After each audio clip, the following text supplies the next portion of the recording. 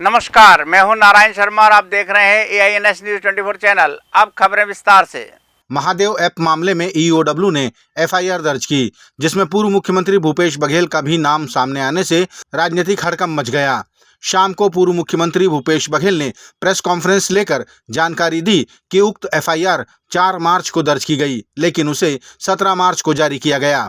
उन्होंने ये भी बताया कि ये एफआईआर रायपुर में दर्ज की गई, लेकिन इसे दिल्ली से जारी किया जाना षड्यंत्र का हिस्सा है। पूर्व मुख्यमंत्री ने कहा कि हमारी सरकार ने महादेव ऐप मामले में एफआईआर दर्ज करते हुए व्यापक पैमाने पर कार्रवाई की थी, जिसके कारण केंद्र सरकार ऐसे षड्यंत्र रच रही है। उन्होंने केंद्र सरकार पर ऑनलाइन गेम के साथ सांठगांठ होने का आरोप लगाते हुए कहा कि केंद्र सरकार महादेव ऐप को बंद क्यों नहीं कराती। 4 मार्च को एफआईआर होने के बाद 17 तारीख को ये प्रकाशित हो रहा है, तो ये सोच समझ के इसको डाला गया है, वो भी दिल्ली से। इसका अर्थ सीधा है कि वो राजनांदगांव लोकसभा के चुनाव भारतीय जनता पार्टी हार चुकी है या हार मान चुकी है। ये स्पष्ट है कि वहां के चुनाव वो हार चुके हैं और इस कारण से बदनाम करने के लिए इस प्रकार की चीजें लाई गई है। और न केवल राजनांदगांव बल्कि मेरे लोकसभा चुनाव लड़ने से निश्चित रूप से भारतीय जनता पार्टी को भारी नुकसान पूरे प्रदेश में हो रहा है। इसको अध्ययन करने के बाद, इसको 13-14 दिन में सर्वे कराने के बाद इसको डाला गया है आज संडे के दिन। पंडित धीरेन्द्र कृष्ण शास्त्री ने एक बार फिर ऐसा काम किया है जिसे सारी दुनिया सलाम कर रही है। उन्होंने बीते दिनों 156 कन्याओं का विधि विधान से विवाह करवाया और उन्हें 157 तरह के उपहार दिए। उन्होंने दूल्हों को एक मोटरसाइकिल भी प्रदान की। लाखों लोग इस पुण्य कार्य के साक्षी बने। पंडित धीरेन्द्र कृष्ण शास्त्री ने कहा कि अगले साल वे 251 निर्धन कन्याओं का विवाह कराएंगे।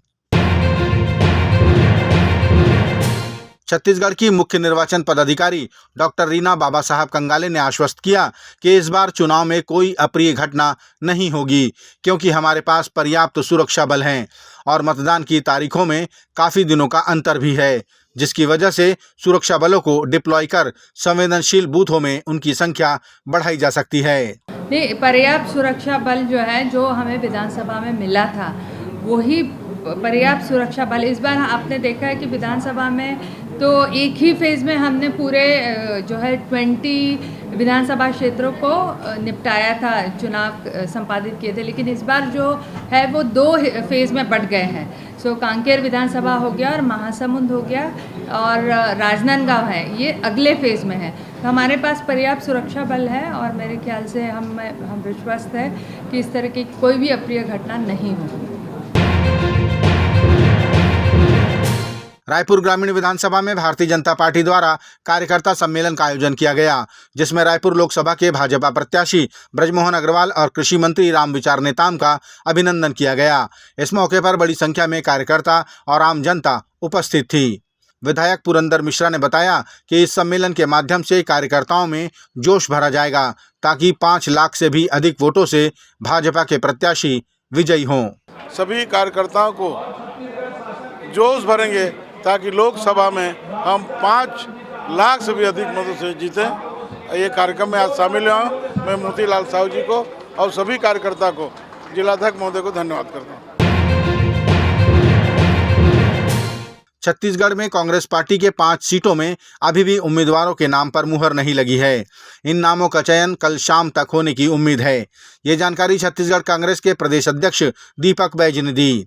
वे भारत जोड़ो न्याय यात्रा के समापन में शामिल होने मुंबई रवाना हुए। उन्होंने बताया कि कल शाम तक छत्तीसगढ़ की शेष सीटों के उम्मीदवारों के नाम की घोषणा हो सकती है। आज तो भारत जोड़ो न्याय यात्रा की समापन है, कल बाकी राज्यों की सीएसी की बैठक है। मैं समझता हूँ जो बाकी ऐसे नाम छत्तीसगढ़ के 5 नाम अभी शेष हैं, उनमें मुझे लगता है कल चर्चा होने के बाद कल शाम तक संभव है। देश में आदर्श आचरण संहिता लागू होते ही राजधानी रायपुर में पुलिस द्वारा फ्लैग मार्च निकाला गया। इस दौरान रायपुर के सभी इलाकों से ये फ्लैग मार्च गुजरा।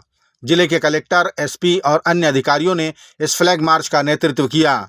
फ्लैग मार्च के माध्यम से ये बताया गया कि देश में चुनाव संपन्न होने तक शांति व्यवस्था कायम रखी जाए। फ्लैग मार्च में दर्जनों पुलिस के वाहन सायरन बजाते शहर के विभिन्न मार्गों से गुजरे।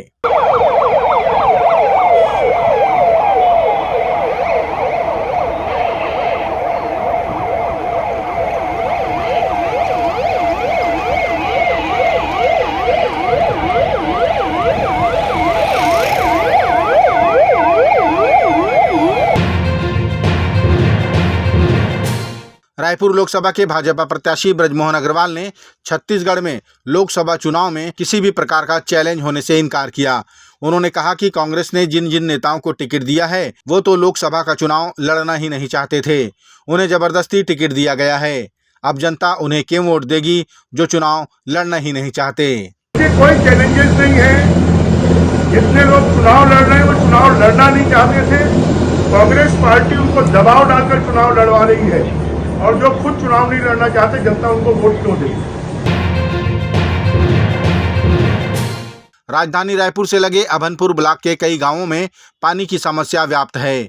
वाटर लेवल की कमी के चलते गांवों में पीने के पानी के साथ सिंचाई के लिए भी पानी कम पड़ रहा है। अपनी समस्याओं को सरकार तक पहुंचाने अभनपुर के किसान राजधानी पहुंचे। प्रेस कॉन्फ्रेंस के माध्यम से किसानों ने बताया कि नल जल योजना भी खाना पूर्ति साबित हो रही है। शासन के द्वारा पानी टंकी बनाए हुए हैं ठेकेदारी प्रथा से, वो भी कई गांव में ऊपर नीचे रहता है तो वहाँ भी घर पे पानी चल पाता। पहले नालों में पानी रहता था तो नालों में के माध्यम से लोग खेतीबाड़ी करते थे। उससे भी क्या गांव में वाटर लेवल बना रहता था, हैंडपम्प हो चाहे नलकूप का हो। तो ये नल जल योजना का जो जल आपूर्ति है वो प्रॉपर वे पे नहीं हो पा रही है। खाना पूर्ति हुआ है, कहीं भी आप देखो जाइए घर पे भी लगा है। कई पत्रकार तो गांव से भी हुआ, आपके घर पे भी नहीं जा रहा होगा। मैं तो गांव के सरपंच, मेरे घर पे नहीं आ रहा है पानी की, इस स्थिति की किल्लत है। ये थे आज के प्रमुख समाचार। आप देख रहे थे हमारा लोकप्रिय यूट्यूब चैनल AINS न्यूज़ 24। अब हमें इजाज़त दीजिए। कल तक रोजाना की ताज़ा खबरों के लिए आप देखते रहिए हमारा लोकप्रिय यूट्यूब चैनल। हमारे यूट्यूब चैनल को लाइक, सब्सक्राइब और बेल आइकन का बटन दबाना ना भूलें। नमस्कार।